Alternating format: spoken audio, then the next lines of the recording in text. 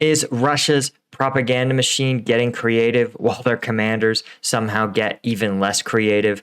I'm Paul, U.S. Army combat veteran. It's March 2nd, March 2nd, 2023. This is your daily Ukraine update. Let's get into it. Okay, first, let's take a look at the control map. Biggest change is no changes, which probably says to me that Ukraine is at least maintaining control of their efforts to hopefully withdraw from Bakhmut. I sort of assume that's what's happening, and there's some unconfirmed reports of units who have been moved to the outskirts of Bakhmut as part of this controlled withdrawal effort, or what I believe is a controlled withdrawal effort. You've also noticed some level of sort of prepping of the information space, an acknowledgement that Bakhmut won't be held forever, etc. But as we talked about, I suspect or hypothesize that the withdrawal from Bakhmut and the pinning of Russian forces in this area is essential to launching Ukraine's counterattack wherever it might be. Again, they've started to signal that it's going to be in the Zaporizhzhia area to split the Russian effort, split the Russian occupation. But as we saw in Kharkiv, right? The Kharkiv offensive was preceded by Ukrainian officials talking about the Kherson offensive. So the reality, always going to deception is a core part of some of these statements, and we should always know that public statements are public for a reason. But when we look at the combat map, what's interesting is that when we look in terms of ground assaults, you've got, of course, the standard smattering of ground assaults. What's sort of interesting is that the number associated with this, it says 170, but it appears that there's a much smaller spread, which says that maybe Russia's trying to concentrate its forces just a bit more than it has been, trying to use that economy of force and focus their attacks. But this is where things get sort of interesting, is when we look to the north. You may notice that there's a bunch of unexpected activities here in Bryansk. And let's talk about what this is. Well, Russian state media is reporting a hostage-taking situation in a village in Bryansk. I can't speak Russian. According to reports, 6 people could be taken hostages, and they blame a Ukrainian saboteur group. Then when you look, right, Russian FSB border guards reporting clashes with border violators in Bryansk. Now, 5 hours ago, authorities in Bryansk dismissed all reports about dozens of saboteurs, explosions at infrastructure, dozens of hostages as a Ukrainian information campaign.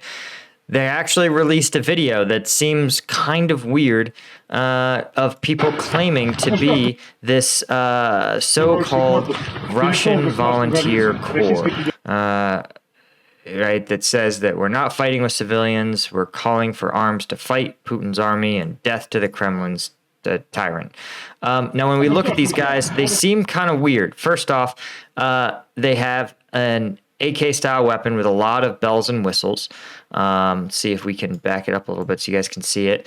Yeah, you can see here it's got a paratrooper stock, but then it has one of those aftermarket handguards and a big foregrip.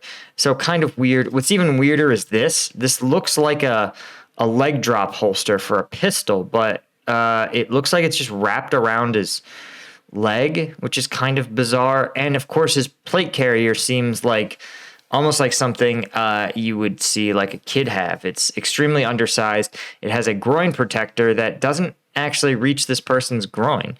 And, I wouldn't exactly... He also has, interesting, look, headphones, but his helmet can't accommodate headphones. That's kind of a weird deed. And then there's this guy, of course, with his GoPro. He's looking back into the right at a camera. That's pretty funny.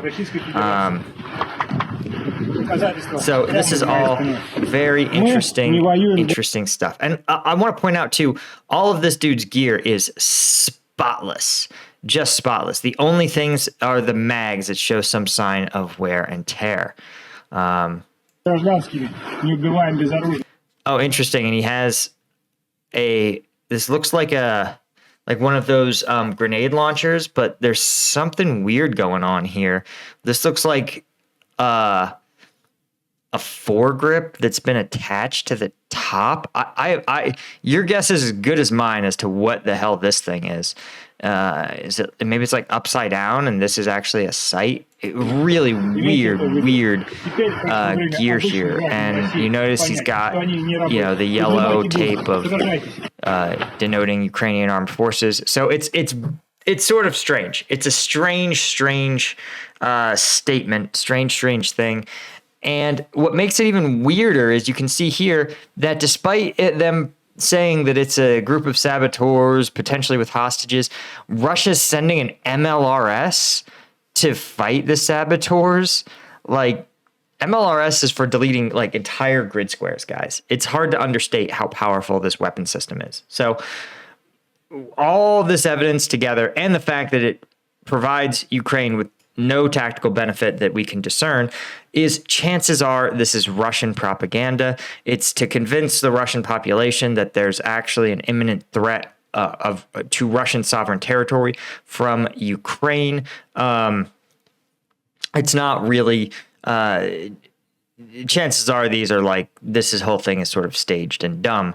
I guess it's within the realm of possibility that this is some sort of Russian partisan unit that was being supplied by Ukraine and they went a little beyond their mandate. But I've never heard or seen of any evidence that Russian partisans are doing anything like hostage taking and they're certainly doing some infrastructure attacks, but I've never seen anything on this scale. And I've never seen any evidence that they have received high-end military equipment, especially brand spanking new military equipment from Ukraine.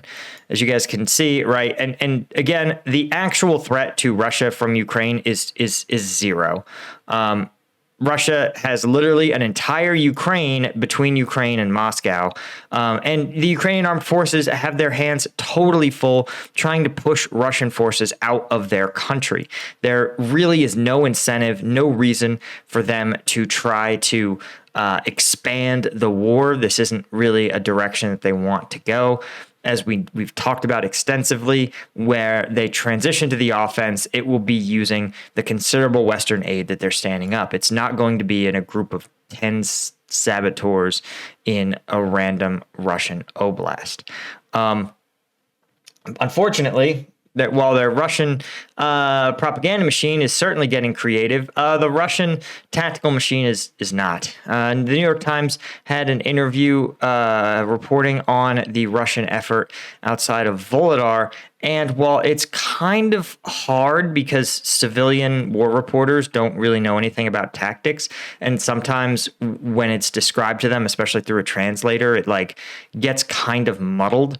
But basically what it's describing is the fact that Russian forces who are trying to take Volodar can't. It's this naval infantry brigade. They have a lot of tanks and APCs, but they're made up of heavily mobilized conscripts. And they just, as we've pointed out, there's just one way in and out of Volodar, right? If you want to take Volodar, you got to take this road. And Ukrainian forces have said that they haven't placed mines basically around the entirety of Volodar, forcing Russians to transit along this roadway. And it doesn't seem like much. It's maybe, a kilometer? But if you use your obstacles right, they're using mines to canalize Russian forces. That is to say, to force them to take a route that they themselves have specified. And once they've done that, according to this article, they will use drones operating here to observe when Russian armored columns depart. They will have anti-armor ambush teams in place. They will wait until the tank column enters the kill zone. Because this is just one small, narrow route, the tank columns will only be like 15 vehicles. They'll wait until until they enter the kill zone. Anti-armor teams will take out the lead vehicle. They'll try to take out a trail vehicle. Then, in a panic, the other troops will follow their very limited and simple training. They'll fishbone or herringbone their tanks off onto the shoulder where there's even more mines waiting for them. We've seen this in drone footage on the Patreon.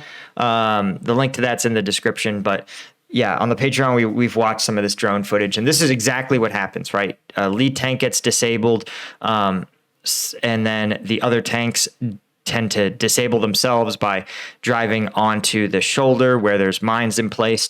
And then once 2 or more tanks are disabled and stuck in spot, it takes a long time for them to do their recovery operations. So Ukrainians will just call in artillery to finish the job. And they just run this again and again and again and again. Because as you can see, there's not really ways to get creative here. Not when all you have are tanks and newly mobilized conscripts, right? If you had better soldiers, they could try to clear mines. They could try to do out and around infiltration. If you had better equipment, you could try fighting at night. But when you have no equipment, there's only a limited number of tactics you can use, and therefore an even more limited number of spaces you can go to implement those tactics. And the result has been about 130 Russian armored vehicles destroyed. It's not clear about the Ukrainian casualties, as always, but it's a testament to the fact that we've seen a lot of footage of the remains, what's left of the 133rd Naval Infantry Brigade. Really just sort of a tragic illustration of Russia's tactical incompetence. Anyway, guys, that's all I had for you for today. Thanks, as always, for joining me. Of course, if you want to check out those and all the viral combat videos of the week, the GoPro footage, the drone footage, all of it, they're all on the Patreon. Thanks so much to our Colonel tier patrons, Melissa Janeway, Tad Rockwell, Derek Chang, EC1978, Predator 7R, Judith Haynes, Robert Colburn, and all our Lieutenant tier patrons. You guys are the ones who make this whole thing possible. Link is in the description. I'll see you in the next one.